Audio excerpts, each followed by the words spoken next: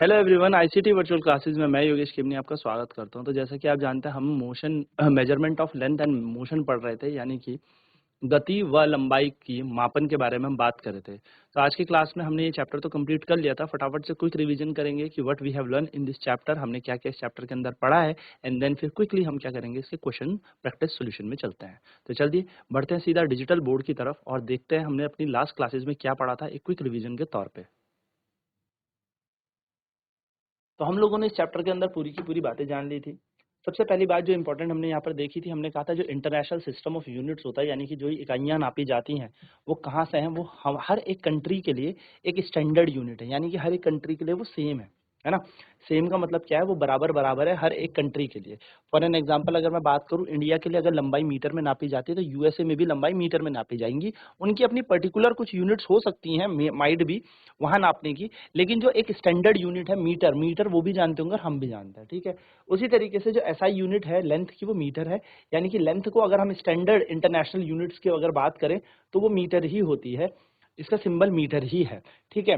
अब जैसे एग्जांपल यहाँ पर देखो 1 किलोमीटर, तो 1 किलोमीटर के अंदर 1000 मीटर होते हैं, 1 मीटर के अंदर 100 सेंटीमीटर होते हैं, और 1 सेंटीमीटर के अंदर होते हैं 10 मिलीमीटर। तो ये छोटा सा ना कॉन्सेप्ट आपको याद रखना है कि किसके अंदर कितना होता है, ठीक है।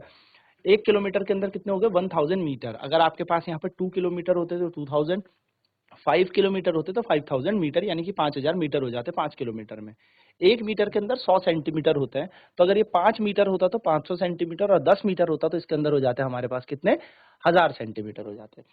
वहीं पर 1 सेंटीमीटर के अंदर 10 मिलीमीटर होता है। क्या होता है, 1 सेंटीमीटर के अंदर होता है 10 मिलीमीटर। अब 2 सेंटीमीटर के अंदर 20 मिलीमीटर, 3 सेंटीमीटर के अंदर होता है 30 मिलीमीटर। तो होता क्या है, यहाँ पर हमारे पास जो पूरा का पूरा 1 किलोमीटर, 2 किलोमीटर, 3 किलोमीटर है, उसके अंदर हमें कितने मीटर होते हैं ये याद रखना है। 1 मीटर के अंदर हमें कितने सेंटीमीटर होते हैं वो याद रखना है।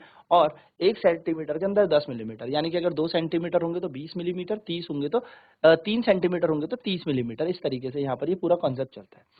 जब हम किसी डिस्टेंस को किसी फिक्स पॉइंट से, यानी कि किसी फिक्स ऑब्जेक्ट के पॉइंट ऑफ व्यू से चेक करते हैं, तो हम वहां पर क्या कहते हैं कि इसको रेफरेंस पॉइंट कहते हैं।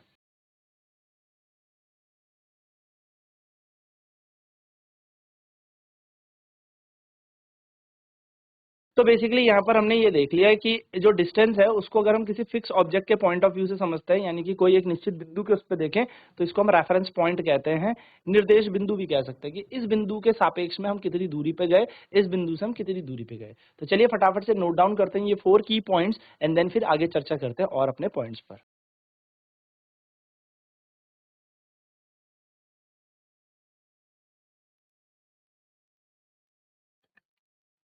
तो जब डिस्टेंस को आप किसी एक फिक्स पॉइंट से देखेंगे, फिक्स बिंदु से किसी एक डिस्टेंस को देखेंगे, तो उस डिस्टेंस को कहते हैं हम लोग, तब हम किसी डिस्टेंस को मेजर करते हैं, ठीक है। तो ये बात ध्यान में रखिएगा।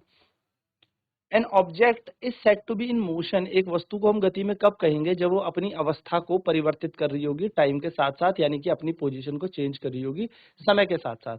तो समय के साथ साथ जैसे जैसे वस्तु अपनी क्या करेगी, पोजीशन को चेंज करेगी, वैसे वैसे वैसे वैसे हम क्या कहेंगे, वैसे वैसे ये मोशन में आ रही है, यानी कि ये गति कर रही है, तो उसको हम कहते हैं, ठीक है। When an object moves along a straight line, जब कोई वस्तु सीधी रेखा पे चलती है तो हम उसकी गति को बोलते हैं लीनियर मोशन, रेखीय गति। तो जब सीधी रेखा में कोई वस्तु चलती है तो हम उसको क्या कहेंगे, लीनियर मोशन कर रही है वस्तु, सीधी सीधी चाल में चल रही है, उसको हम कहते हैं सरल रेखा में गति या रेखीय गति, हम इसको कहते हैं। चलिए फटाफट से ये पॉइंट्स भी नोट करते हैं कि किसको हम डिस्टेंस बोलेंगे और कब बोलेंगे। जब कोई बॉडी एक रेफरेंस पॉइंट के हिसाब से अपनी ही पोजीशन पे रहे, उसको हम रेस्ट बोलते हैं। जब कोई एक निर्देश तंत्र या निर्देश बिंदु के अनुसार अपनी अवस्था परिवर्तित करे, यानी कि एक जगह से दूसरी जगह पर पहुंच जाए, अपनी पोजीशन, अपनी स्थिति में परिवर्तन लाए, तो उसको हम कहेंगे मोशन में है, ठीक है। चलिए, और जब एक ऑब्जेक्ट बेसिकली स्ट्रेट लाइन में मोशन कर रहा होता है, सीधी रेखा पे चल रहा था, तो इसको हम कहते हैं लीनियर मोशन। चलिए फटाफट से नोट डाउन करेंगे पॉइंट्स को।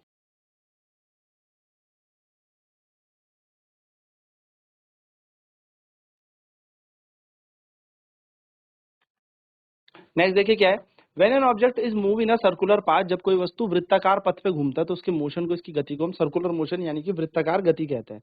जैसे कि आप लोगों ने देखा भी होगा कि अगर हम किसी बॉडी को किस में रख देते हैं, अगर हम किसी बॉडी को सर्कुलर पाथ में जैसे एक रस्सी से किसी पत्थर को बांध के उसको घुमाते हैं, तो रस्सी जब पत्थर से घूमती है यानी कि वो पत्थर जब घूमेगा तो वो कैसा पथ लेगा, एक वृत्ताकार पथ लेगा। आप लोग उस झूले में भी बैठे होंगे जो गोल गोल घूमता है, तो वो गोल गोल घूमने वाला जो झूला है वो क्या है, बेसिकली वो एक वृत्ताकार गति ही है। वो एक हमारे पास क्या है, एक सर्कुलर मोशन में वो बॉडी घूमती है।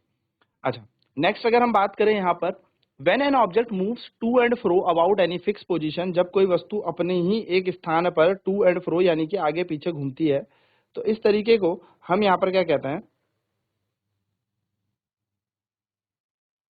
ऑसिलेटरी मोशन कहते हैं। यानी कि अपने ही एक स्थान से वो वस्तु क्या करती है, मूव करती है आगे और पीछे, इस तरीके से मूव करती है।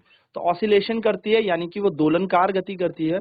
और इस मोशन को हम पीरियोडिक मोशन यानी कि क्या कहते हैं, एक आवर्त गति भी कहते हैं। तो आवर्त गति क्या हो गई, जो एक पर्टिकुलर टाइम पीरियड के बाद रिपीट करे, एक छोटे छोटे टाइम के बाद क्या करे, अपने आप को रिपीट करे।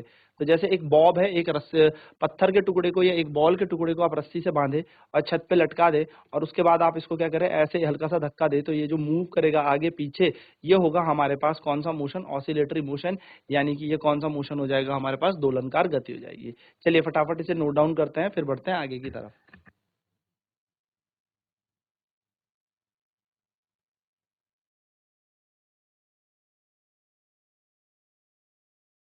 सो ये बेसिक सी चीजें हैं जिसमें हमें सारी बातें जाननी है। तो हमें ये छोटी सी चीज ये बड़ी इंपॉर्टेंट है, ये याद रखना, ये कन्वर्जन बहुत इंपॉर्टेंट है भाई, है ना। ये एग्जाम में बहुत बार पूछा जाता है कि आप इतने किलोमीटर में कितने मीटर होंगे, कितने किलोमीटर में कितने सेंटीमीटर होंगे, इस तरीके से क्वेश्चन पूछा जाता है।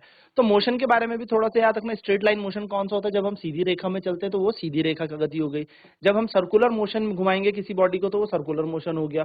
और जब कोई बॉडी सीधी सीधे चलेगी तो स्ट्रेट लाइन, जब सर्कुलर घूमेगी तो वृत्ताकार, और जब अपनी ही पोजीशन में आगे पीछे मूव करे, टू एंड फ्रो मूव करे, तो इसको हम कहेंगे ऑसिलेटरी यानी कि दोलनकार गति। और इसको हम पीरियोडिक मोशन भी कहते हैं, यानी कि इसको हम आवर्त गति भी कहते हैं। चलिए फटाफट नोट करें, अब इसके क्वेश्चंस करना शुरू करते हैं।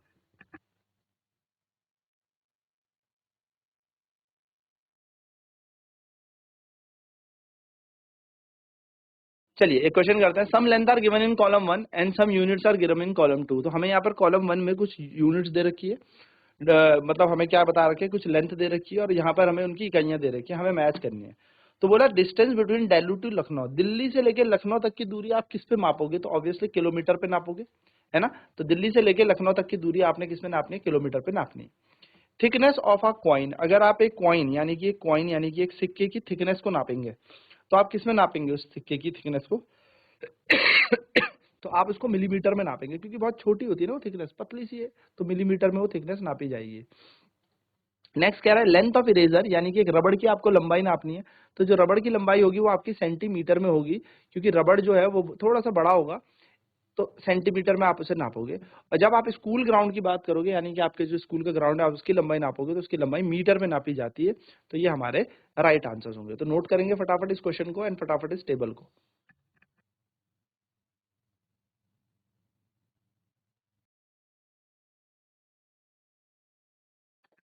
तो इस तरीके के क्वेश्चन आपको करने हैं, है ना। तो यहाँ पर क्या था, सिर्फ आपको मैच द फॉलोइंग में देखना है, और आपको ये देखना है कि जो बड़ी लंबाई होती है वो किलोमीटर में नापी जाएगी, जो छोटी लंबाई है वो किस में नापी जाएगी, बहुत छोटी लंबाई मिलीमीटर में नापी जाएगी। और फिर इस हिसाब से आपका जैसे स्कूल का ग्राउंड है तो वो ऐसी लंबाई है जो मीटर्स में नापी जाएगी, और जो इरेजर यानी कि जो रबड़ जिससे आप पेंसिल का लिखा हुआ मिटाते हैं उसकी लंबाई आपको नापनी है, तो सेंटीमीटर पे उसकी नापी जाएगी, है ना। सो ये क्वेश्चन हमारे पास बेसिक से है। तो यहाँ पर आपने क्या देखा कि कौन सी लंबाई की मेजरमेंट किस तरीके से करनी है, और कितनी लंबाई जो है बेसिकली किस किस हिसाब से हमें यहाँ पर यूनिट यूज करनी है, क्योंकि इकाइयाँ का उपयोग करना भी एक प्रॉपर आना चाहिए। सो ये बेसिक सी चीज थी। नेक्स्ट क्लास में हम इसके और प्रश्न करेंगे। आज की क्लास में इतना ही। आईसीटी वर्चुअल क्लासेज में जुड़ने के लिए धन्यवाद। आपका दिन शुभ।